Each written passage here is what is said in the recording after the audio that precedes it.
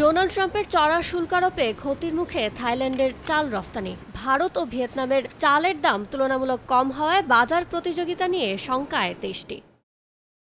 Trading ইকোনমিক্সের তথ্য বলছে, চলতি বছরে বিশ্ববাজারে এখন পর্যন্ত চালের দাম ৫.১৩% কমেছে। আর বছর ব্যবধানে এই কমার হার ৩.৩০%-এর বেশি। বুধবার ১০০ পাউন্ড চালের দাম ১.৭৭% কমে $১৩.৩০ হয়েছে। ডলারের মান কিছুটা পুনরুদ্ধার হওয়া ও বাজারে পর্যাপ্ত সরবরাহ থাকায় নিম্নমুখী গমের দামও।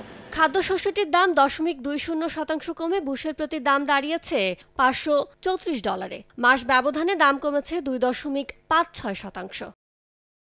এদিন প্রতি বুশেল ভুট্টার দাম ০.১৮% কমে নেমেছে $৪৭৪। তবে এ খাদ্যশস্যের দাম মাস ব্যবধানে বেড়েছে ২.২৩%। ইয়ানুর শিফাত, সময় সংবাদ।